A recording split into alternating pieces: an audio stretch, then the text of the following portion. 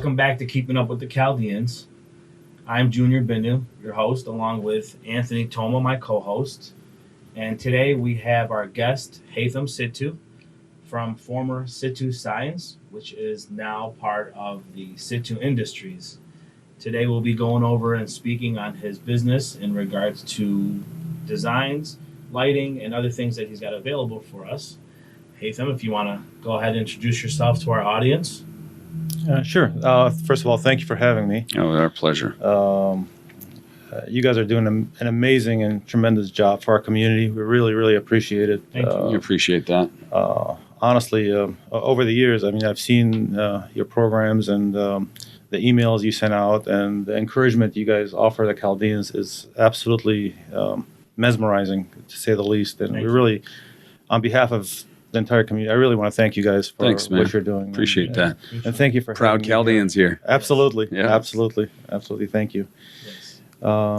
Just to touch base on what you were referring to, Sitto Sign Company started in 1976. So it's been a long time. I think we're almost at 43 years now. Yeah. My father started the company when we came to the United States, and we needed something to do. And my father, sure enough, stepped up and started making paper signs and little decals for local supermarkets and stores and such. And me at 6 or 7 years old, I used to fill in the blanks as he used to make those paper signs. Nice. So he never got into the store business. He just cut out a niche of the right. Of what the I think one day he was at a friend's supermarket and just as a fluke, he decided, hey, I could do these for you by hand. And he's an artistic guy. Very artistic. He's an engineer, aeronautical engineer. Wow. He used to fly jet bombers. Back home? Back home, yeah, Wow. yeah. He actually has been here in the United States before we originally came. He studied under Boeing. They used to have a school here, Boeing Airlines. He studied in Russia. He has several degrees in aeronautics. When we came to the United States, unfortunately... What's his first name? Yeah, Nuri Sitto. He's an advocate. He's just he advocates for human rights. And God bless him, man. Thank you. He works for all kinds of scenarios, people that are displaced from country to country. He spent all his life doing that, honestly. And I think the sign company was a second-hand thing for him. Right. It wasn't the primary thing. Good for him. Good for everybody. Good for everybody he's touched, man. Absolutely. Thousands of people he saved. I wish people would look up his history. He was actually imprisoned in the old country because he refused to kill his own people. And in the army? Yeah. Well, he commanded a fleet, so he was commanded to fly over the Kurds and bomb, and they refused, so they dumped their load on vacant land. And good man. Upon their return, obviously, that wasn't a good thing. How long was he in prison for? Nearly 9 years. Oh, geez. Yeah. Heavy torture. And he's a soldier, huh? It took bribes and all kinds of things to get him out. Well, thank God. Thank God he got out. Yeah, we escaped. Yeah. What age? What age did he have you guys come over? I was about 6 when we were able to leave Iraq, and we went to France, and from France we came here. Oh, okay. So pretty young. What year did you guys get here? 1976. Oh, 76. Oh, nice. Yeah. And he started Sitto Signs right out the gate. Signs, huh? Yep. Started Sitto Signs, and we started with again making small signs, things like that. People liked what he was manufacturing, so he started making wood signs, plastic signs, aluminum signs. In any industry, whether it's signage, automotive, furniture, it's all about materials. Yeah. If you could learn materials, substrates, how things work, how things go together, you can make anything. Right. And I know we're going to talk a little bit about how that's going to benefit. What you're talking about is going to benefit our community, the kids in our community, and the program that you put together and Sitto Industries put together. Absolutely. We'll talk about that in a little bit. Absolutely. I also noticed on these LEDs scrolling behind us, we have MaxxLite, MaxxLite. Correct. .com, right? MaxxLite.com. Okay. Yeah, that's one of our brands. To go back just a step before, after the paper signs and such, as I grew up, I went to U of M. I'm for mechanical engineering, and my father was always. You wouldn't be allowed in my brother-in-law, my sister's house. Right. Green, Michigan State people, Michigan State green people, yeah. Yes, they are. Yeah. Go blue. Well, we had to advance. In any industry, if you don't advance, you're falling behind. So with my father's encouragement, we were one of the first sign companies to start incorporating computer systems. So do you guys remember the old Commodore 64s and all those things? Yeah. Well, we started with something like that, and we started making sketches for clients and things like that, from dot matrix to plotters and so on. And then we want to take it to the next level, and that was computer pneumatic control systems, which many people know as CNC machines. At that time, people had like 2 foot by 2 foot, 4 foot by 4 foot tables. Well, I found a company in Calgary, Alberta, Canada, where my father and I went to, and we developed a CNC machine that's 7 foot by 14 foot large. One of the largest CNC machines in the state of Michigan. And we became one of the first sign manufacturers to incorporate CNC machining. Explain what a CNC machine is. A CNC machine is a large table, probably as large as this room we're in now, and where you would put substrates. Substrates meaning wood, metal, aluminum, plastic, all kinds of different substrates. And with computer design, it will go through and cut that material out for you. Oh, wow. So what you're saying, you developed it. You and your father went to work with a team in Canada? Camtech Industries, yeah. We went there, and they were originally making CNC machines for door making. You know how you have openings and doors where you insert windows and holes and locks. Well, you know what? We can make signs using this stuff.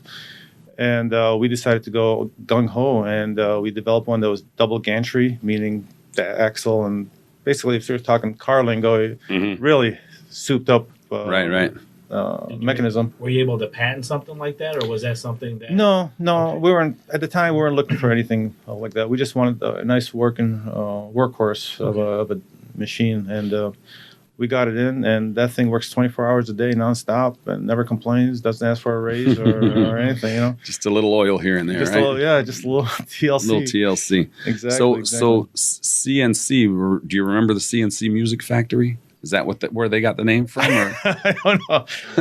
Possibly, yeah. CNC Music Factory. CNC was when it was in the early '90s, so he was developing. When the late '80s. 90s, but it was available. The technology was available, right? Yeah, technology was available. So what does CNC stand for?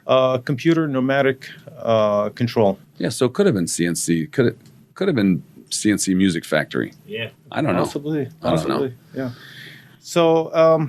We started manufacturing things. The nice thing with the CNC is it allowed us to target corporate enterprises. At that point, my father, again, was really, for every dollar he made, he spent $2 on humanitarian issues. So he wasn't really into advancing the company more than he was advancing human rights and so on and so forth. He didn't like seeing our people murdered and taken advantage of. So he would help. We sponsored many families. The company did to bring them over, to help them bring them over and help situate them. He was involved in all my schooling to make sure that he went to the schools and taught other parents, this is what you need to do to help your kids grow and so forth. What charity did you guys use to sponsor these families? Well, it's not the charities we use. He actually helped develop 19 organizations that some of them are still around. I don't even know all the names of them. I mean, he was one of the original founders of like the CFA, the Chaldean Federation, and those organizations, Iraqi American Graduate Association, and several others. He was actually one of the founding fathers of most of those, at least 19 that I know. So the Chaldean Federation we know today was founded by your dad? Not by a group. He was part of the group. Of course. Really? Oh, yeah. He was part of the original people there. God bless, man. 19 organizations. Yeah. Right now we have, our primary one is your Help Iraq. right? Yeah, is it helpcorrect.org or something like that? Yeah, great. Adopt a Refugee. And Adopt a Refugee. I think they're all going under one umbrella now, aren't they? Correct. Are they really? Yeah, that's Bishop that's Francis. the greatest thing ever. Isn't that great? Yeah, Bishop Francis ended up wanting them to just collab and put good. release to calc and other things in the Ladies of Charity and everything. They wow, that's great news. Man. I think as you donate, you can distinguish. Like, I would like it to go to this group or that group. You could distinguish, or you could just give funds to a certain group and so on. Hey, we're coming along, man. Yeah, we're working. We're uniting. Uniting. Yeah, and I think that was one of the issues within our communities, or people send. Divide. If you open up a business here, I noticed another business will open up 2 blocks over, and they would compete against each other. I'm seeing more collaboration than fighting lately. But well, there's power in numbers, man, and that's that's why Junior came up with this idea of keeping up the Chaldeans and just getting people to kind of come together instead of trying to battle it out and instead of making $2 extra, the community benefits. Leaps and bounds, Absolutely. So knowing you this long, you've made me understand a lot more about you just in this little segment, because we had a family business in Oak Park. We had our party store out there, and you weren't far from where we were at. Nice to see you growing up. At that time, I always used to think, just Sitto Signs. You're the guy coming in, bringing in the, That's all I thought it was too, man. 45 on this party store. And then, no offense, I'm saying, but that's the perception we had. No, and, that was our bread and butter. Honestly, I mean, if it wasn't for the Chaldean community back then, where would we be? Yep. No, but he's talking about like the evolution and the way you evolved and adapted to do new market trends and new technologies. Absolutely. And it's crazy because it's like he's able to expose this now with no possible worries that Anthony or Junior are going to go in and say, you know what, like you said. I'm going to get into the sign business. Yeah, I'm going to go ahead and get into the sign business, maybe the next city over, and attack it. Now we're able to see your involvement and understand your success right now. Yeah, so what the difference now is that, Haitham was in Oak Park, and he was limited to the Detroit area. Yep. Now he's got a global reach. He's doing business all over the world. So it's not like 1 or 2 or 10 other sign companies, Chaldean owned, if they want to be Chaldean owned, can come in and even touch what he's doing because he's already there. And our reach is much bigger. Our talent client base is much bigger. Our reach is much bigger. Yeah, and kudos to you for picking up on the global. Sure. One thing I would tell anyone that's starting a business is don't try to hit that grand slam the first time up. It's more chances than none you're going to fail if you try to do that. Definitely. You're going to put all your eggs in one basket, and you're not going to make it, unfortunately. Right. You do hear about the one-offs. Yeah, it could happen. Okay, you do hear about the one-offs here and there.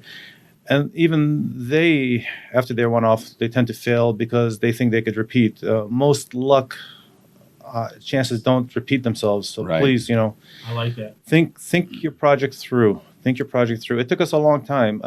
We landed projects, to name a few, Isuzu, Hyundai. We've done work for Mercedes-Benz, BMW.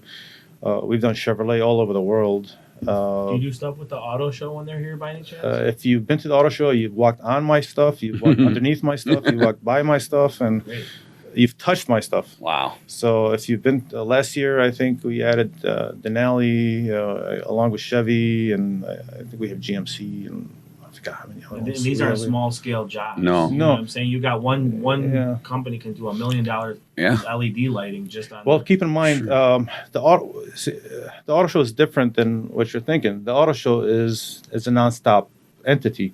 So there's usually an auto show in Detroit, all over, one in Anaheim, sometimes one in Texas, two or three going on at the same time. So we don't manufacture one display for one location. We usually manufacture 20, 30 at a time. Right. So we're manufacturing a global sense.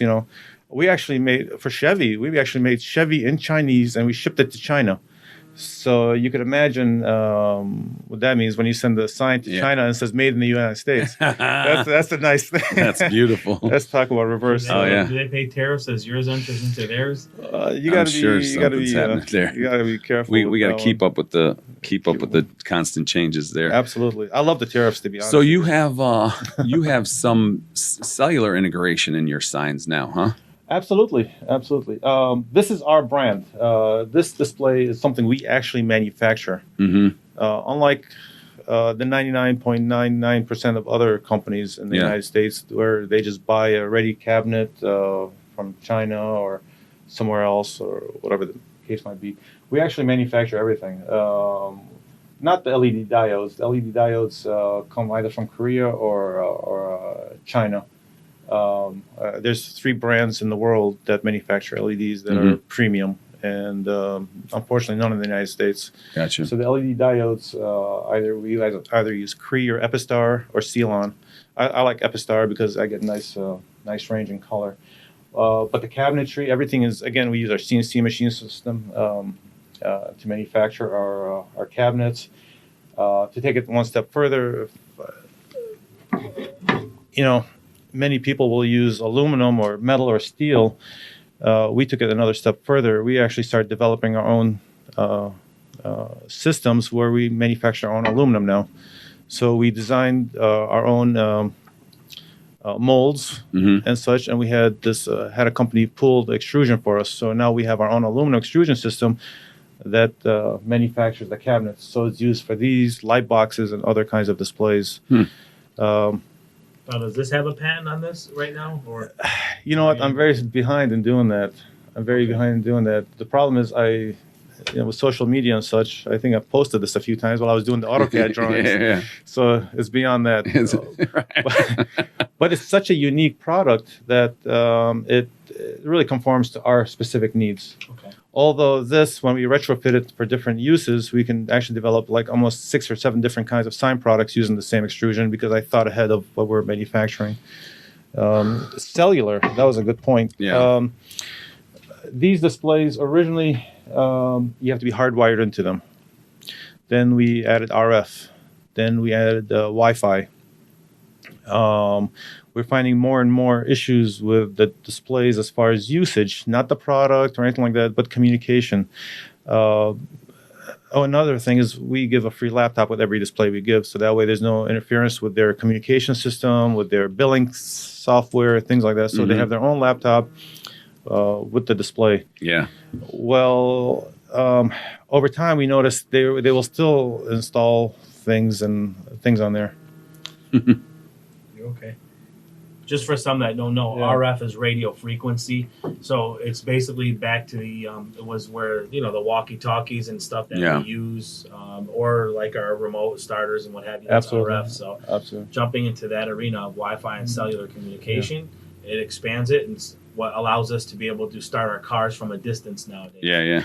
So what we did now is we negotiated with 2 of America's largest cellular service providers, and we're a direct reseller of their services now through our displays. So all our signs are completely cellular now, meaning I can program this while I'm on a cruise ship somewhere in the Mediterranean. I can send my signal up, and my sign will reach out to our private secure server and download the new content on there from anywhere in the world. Wow. So now I can control 1 display or 10 displays or 100 displays for my fleet, for my locations simultaneously without issue.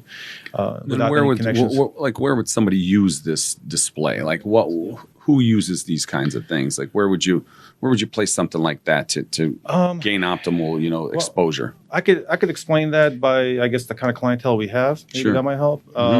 We do quite a bit of dentist offices, where they want to show off before and after pictures of what their results might be, surgery, plastic surgery. So where's the placement of something this size? Typically, these are babies. Yeah, these are babies. Okay. Yeah, this is probably the smallest displays we will make. This is on the 9 when we walk in here. Yeah. Okay. Yeah. It's just right there. This is pretty small. Right. But typically on the front of the building or on a monument sign, usually on a monument, 2-sided, they'll have brick risers on the sides. And you'll have the name, header name on top, and then this sign will be underneath, advertising your daily activities, talking to people. We do a lot of churches. Oh my God, across the country. Yeah. We do like 10, 20 churches a month. We do a lot of churches across the country. So Canada as well. We do a lot in Canada. But any kind of business uses it, and it advertises really well. You can have your message up there 6 seconds at a time, 3 seconds at a time, and some cities require it has to be 30 seconds or a minute. A couple of cities in Texas required you can't change this for once a day. But still, keep in mind, the old style was you had to go out there with those plastic letters. Okay, which you still see at Coney Island and such. Oh, they're loving this because now instead of just putting words, they're putting pictures of their Coney dogs and other things they offer. If they're looking for work or looking for employees, that's a great opportunity. And now you're not changing it once a month. You're changing it every 6 seconds. And so because I'm sitting so close to it, I can see the color difference in there. Absolutely. But if it's up higher, it looks like a crystal distance, clear. It's an image. It's a perfectly image. Yeah, wow. when you're at a distance, even that plays a factor. This is called this is a 10 millimeter display. In comparison to like a 20 millimeter display, which is typically in the market. I decided I don't want to do low resolution. Mm-hmm. So I went with the highest possible resolution for my clients. And we offer currently 10 millimeter and 13 millimeter, where everybody's still at 16 and 20 millimeter. What that means is when you're referring to millimeters, the higher the number, the lower the resolution, meaning the dots are farther apart. Right. So 10 millimeter is closer than 13 millimeter, so the dots are tighter together, so you get a much higher resolution. Do you guys offer the change of the visuals on there, or is that something that the client has to outsource? We actually do. We offer both services. The laptops we give them actually come fully loaded with a design package, so they could design their own. And now with the cellular service, they can hire us to do the content and upload for them. So via text, fax, or email, or a phone call, they can say, "Hey, we'd like to upgrade or change our content," and within 2 minutes, their content is changed. So it sounds like if you're versed in graphics design, or just the program, that you can change an image out pretty quickly, very easily. It's actually a lot of fun. Could you imagine putting something up there and instantly seeing results? Yeah. That's cool. So what about resizing and stuff? Like, does it resize the image or? Yeah. Well, the nice thing about our software that we developed is it's customized specifically to your display. Oh, wow. Okay. So if you have an image that's square but your sign is rectangle, our software will automatically crop it to that specific size, specific. And so you're going to see it on your monitor, and then you're going to be able to adjust it where you want placement. Wow. Kind of like on your phone. You know how you have a playlist? Yeah. Play this song first, play that song second. Same concept. Well, that's the order. I'm talking to the sizing, but you've already kind of addressed that. We already addressed, For example, this one here is rectangular in shape. This one is square in shape, and has a specific amount of dots vertically and horizontally. So does that one. So we were able to accommodate all those features. A rough idea, what does something like this cost a client for this type of outfit right here? A lot of money. Okay. They're expensive. I think the least expensive displays for single-sided, and nobody really gets single-sided, is like $10,000, $12,000. Yeah, but that's not not crazy. No, because most signs were like you're just standard. You're 2,500 to 5,000. Yeah. You know what I'm saying?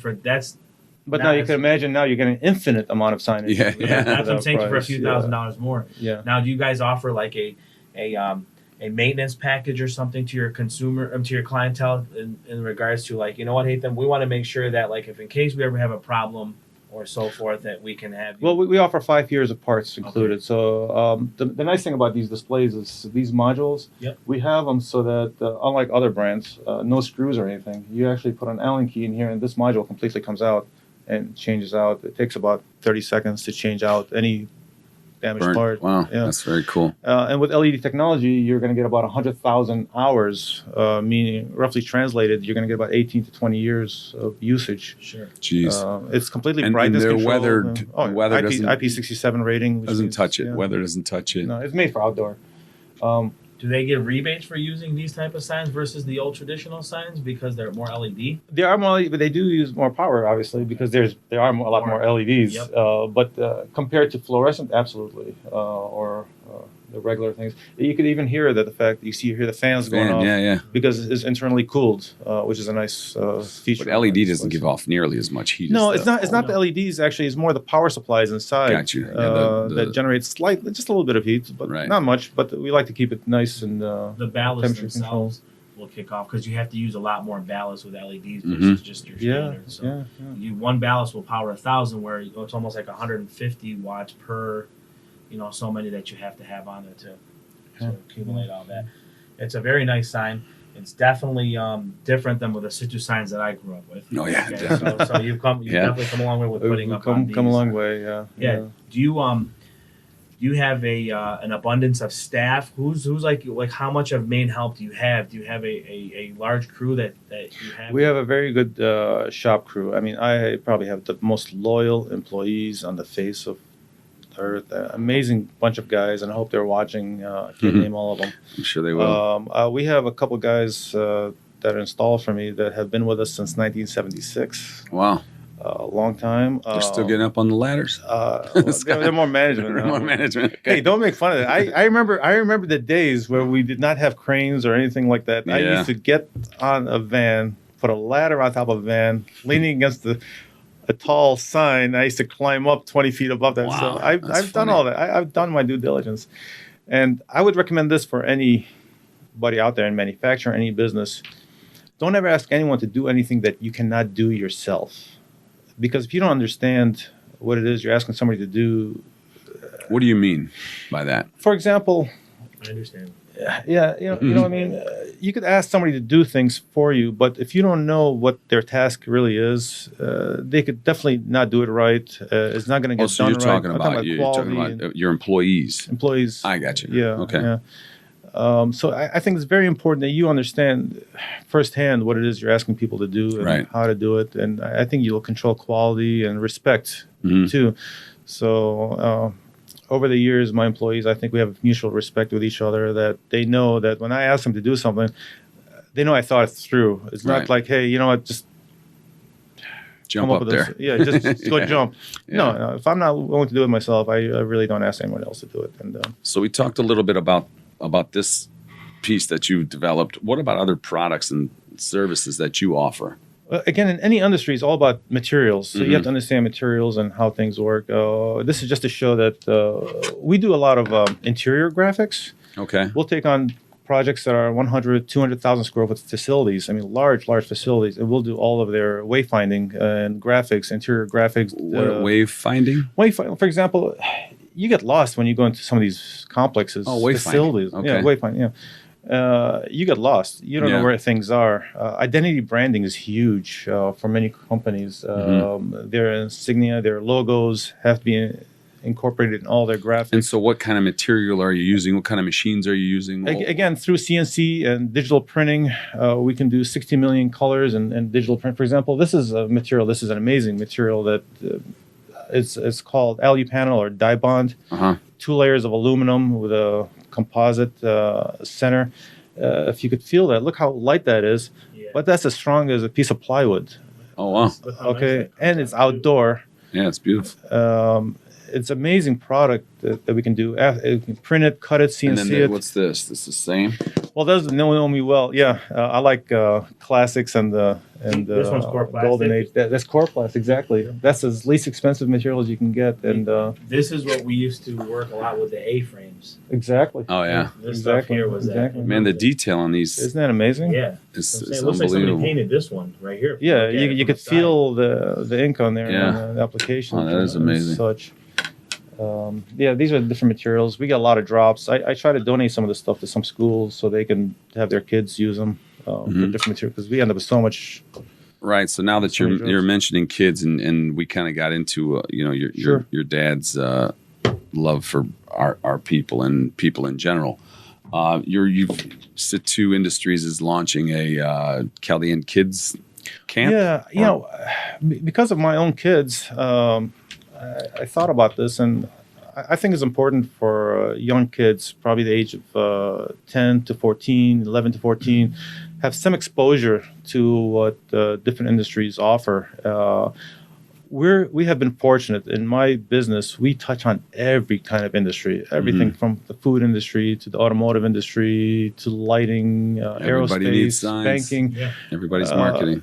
And we manufacture so many different products and services that I thought, this might be a great idea. How about if I bring in some kids?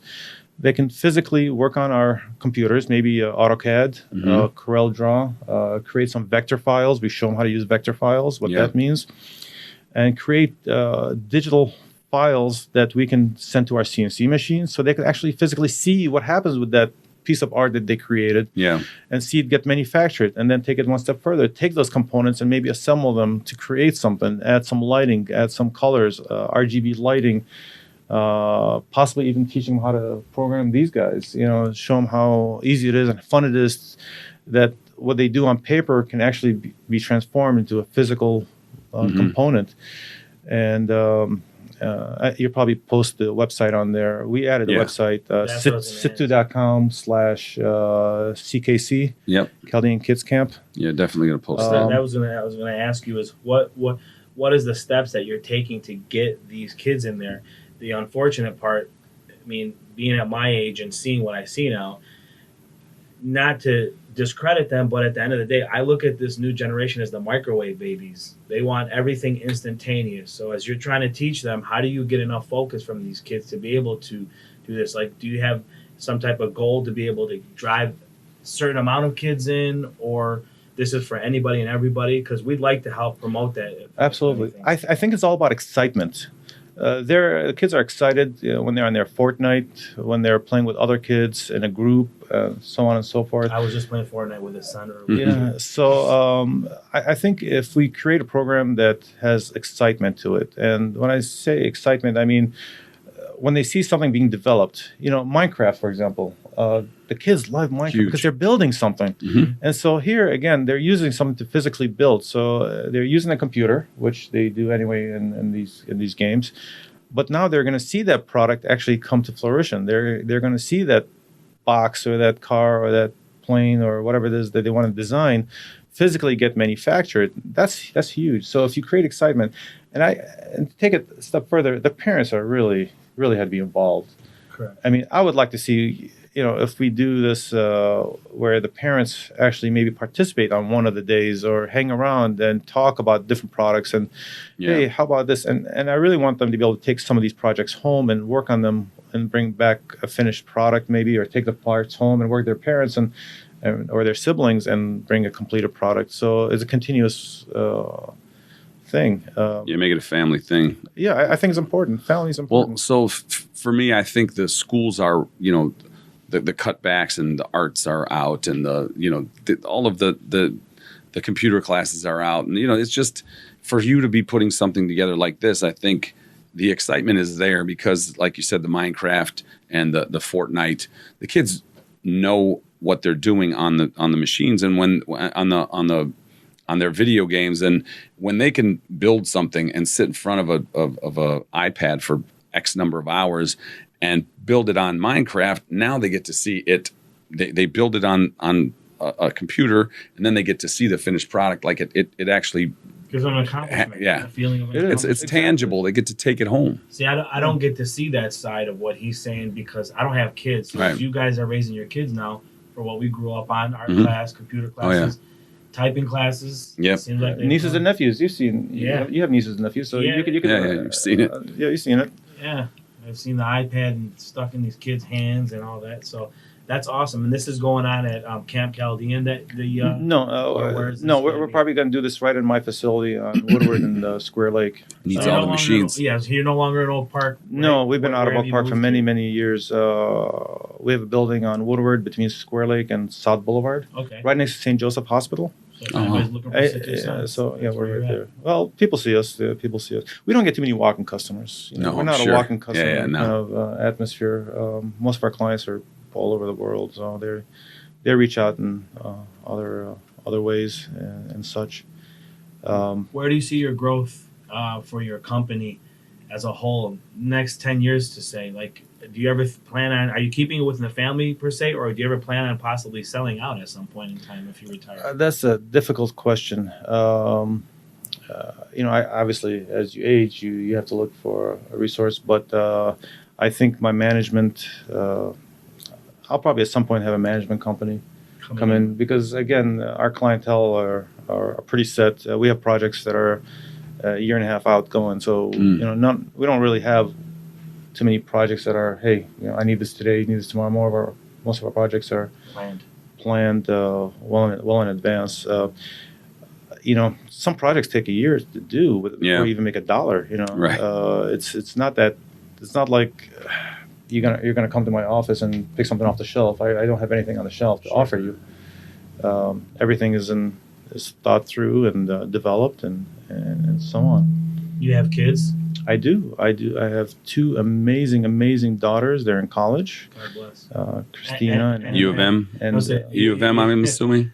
No. The same path of the blue. They don't follow that. No. And my son is 12 years old and amazing.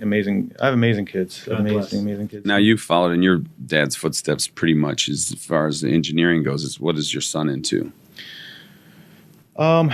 He's still in the thinking process. Yeah. He likes engineering. He wants to do different things. I want to expose him to as much as I can, and he enjoys building things with his hands again. And so I'll leave that up to him. And how about the girls? The girls going? They want to go into the medical field.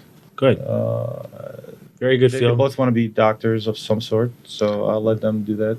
Their mom, my wife, is a total genius. She has a master's in electrical engineering, and she heads up the lighting division at Chrysler.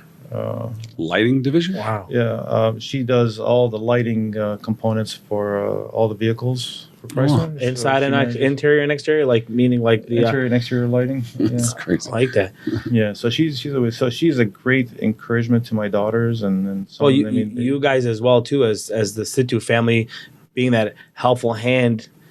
When you go into dealing and being a doctor, you're not always doing it for the money. A lot of times you have to have the care.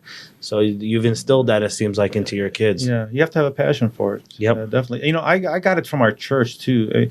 My dad is my hero.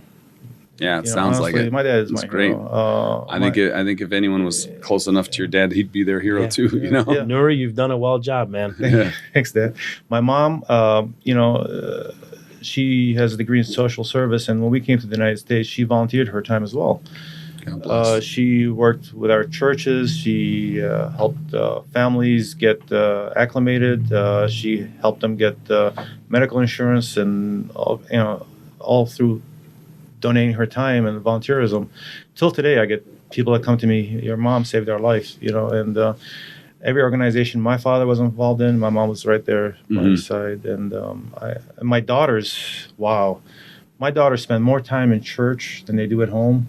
They like to volunteer, they participate, and they do all these kind of activities. I grew up back before Father Frank, Bishop Francis now, and I really, if I have to thank somebody, I have to thank Father Boji. He gave us an amazing platform to work from. Mm-hmm. And he gave us the opportunity to do activities at church, at Southfield, at Mother of God in Southfield. Mm-hmm. You guys remember Keiko? Sure do. Mm-hmm. That was one of the best times of my life. I'm not going to lie to you. Yeah. I used to look forward to that Friday night. I mean, Friday was just so kind of let the audience know. So Keiko used to host these parties at Southfield Church into the hallway. And it was, if I'm not mistaken, Laith Barish used to be DJing at times over there.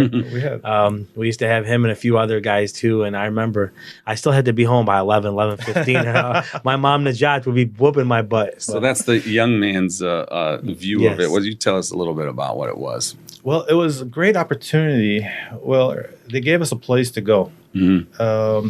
Growing up, we had issues in our community.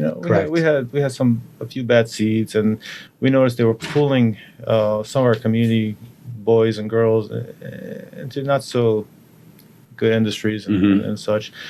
And we really appreciate the church that gave us the opportunity, gave us a home to go after school, after work, and actually hang out together, do things, and help each other. We learned a lot of community service through our church. Sure. And honestly, I mean, if it wasn't for Father Boji and Father Frank at the time gave us those outlets, a lot of kids I think would have been lost, and they really did great things for us. And I want to see more of our people do those kind of things. So now you said your daughters are in church a lot. Are there programs today that are going on that are kind of similar to? Every church has got them. Okay, they are, but the thing that I don't see, like, that's what I'm saying to them, referring it.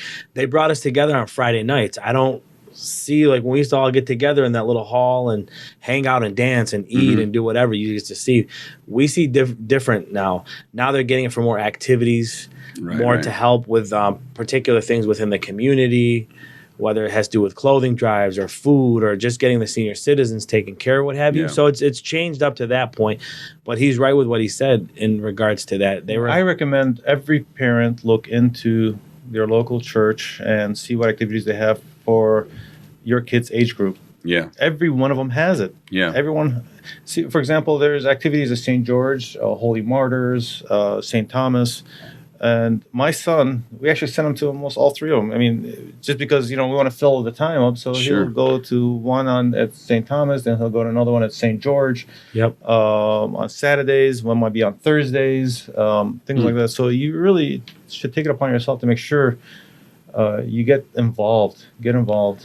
Antonia Casab is good with that. She reaches out to a lot of the youth and helps put these activities together too. She works a lot with Bishop Francis and Rafa. Her sister just became a nun, right? I believe so. Yeah, I think maybe in the last 6 months it was 16 months. Yep. So she's really good at that too. So she's helping keep the process going without stuff. We have great new priests, by the way. I have to give a shout out to Father Matthew.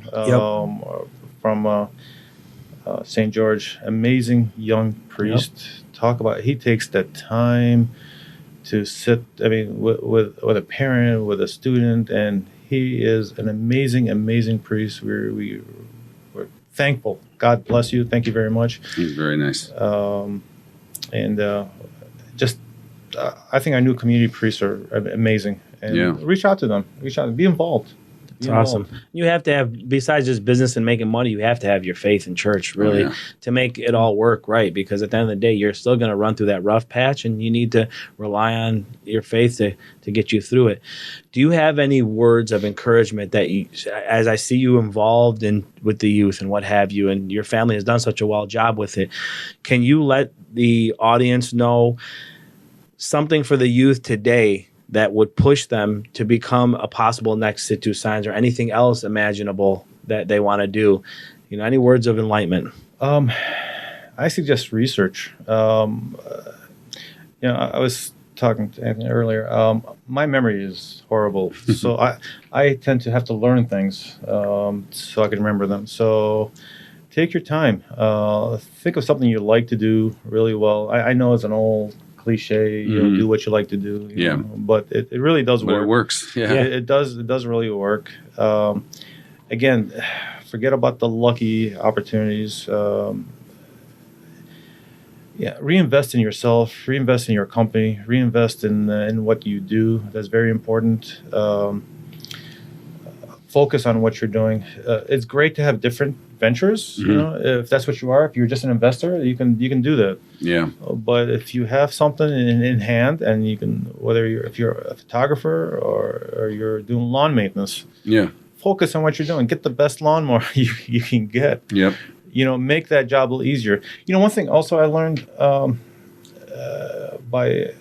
back in the old days, nobody ever trusted employees to do their job. They always said, if I teach him to do this, he's going to take over my company. He's going to go open up his own business. If I show him this, you know what? It's not really like that. If you have good employees, treat them well, treat them good, treat them with respect, empower your employees to do their job. Let them make the mistakes. It's okay. We didn't.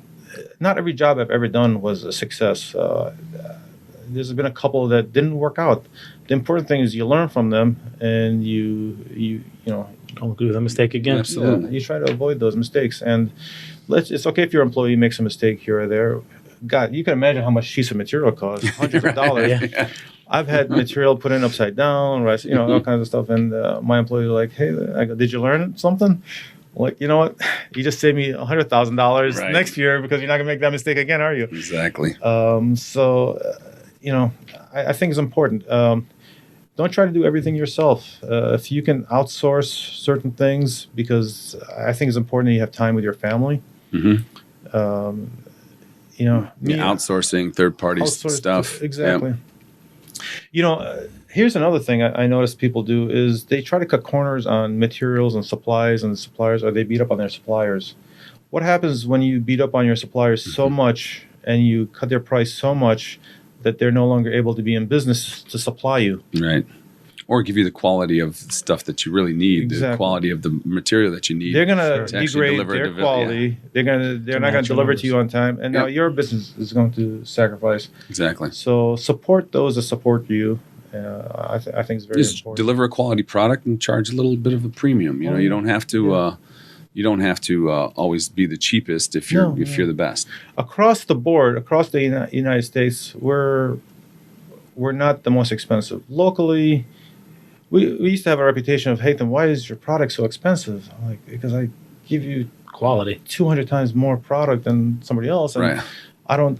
Well, if they thought about it back then and now today, you could point and say, look, my sign's still there and that one's been replaced 3 times. Yeah, absolutely. Absolutely.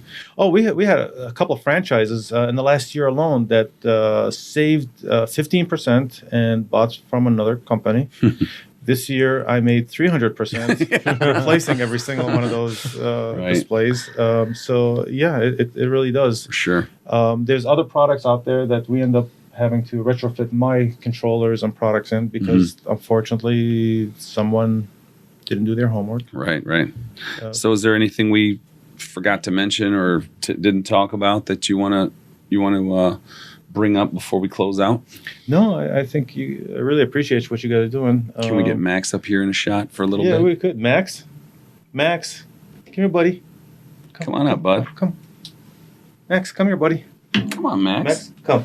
Max, come on, little guy. Come here, buddy. There you go. Good boy. Get on up here, Max. Let's see if we can get you up. Good boy. There you go. Hey, guys. This is Max. Hey, Max. Hey, buddy. Love you, buddy. You got beautiful eyes. Oh, yeah. What a great dog. Yes. He's been quiet, just hanging out with us this whole time. Yeah, he's a good boy. Awesome. There's your 5 minutes in the lights, huh? Yeah. A lot of people promise to put your names up on lights. We deliver. Right, there you go. Sitto Industries, baby. Thank you, guys. Keep it moving. All right, thank you. Appreciate it. Thanks for coming on. And absolutely. Thank you for the work you and your family are doing within our community. Man. Thank you, Pops, for us. I know. That's a beautiful thing that he does, man. Thank you so much. God bless you guys. Awesome. Good luck with everything. Thank you.